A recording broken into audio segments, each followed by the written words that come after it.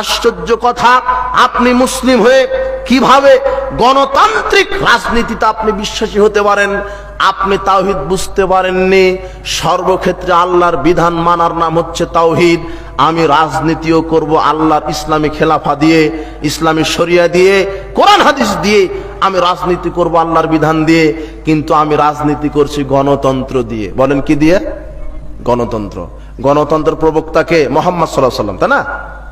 গণতন্ত্রের প্রবক্তাকে Abraham Lincoln. আপনার নবীকে মুহাম্মদ সাল্লাল্লাহু আলাইহি ওয়াসাল্লাম।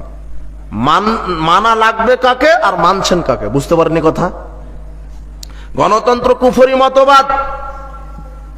Democracy is the government of the people, by the people and for the people. Democracy এমন একটা, গণতন্ত্র এমন একটা শাসন ব্যবস্থার নাম যে মানুষই ক্ষমতা তৈরি করবে, মানুষই আইন তৈরি করবে। মানুষের প্রভুত্ব ভিত্তিক শাসন ব্যবস্থা হচ্ছে গণতন্ত্র। এটা কি হতে পারে? মানুষের স্রষ্টাকে, মানুষ আইন মানবে কার? আল্লাহ বলছেন আলা লাহুল খালকু ওয়াল আমর, যিনি সৃষ্টি করেছেন আইন চলবে তার।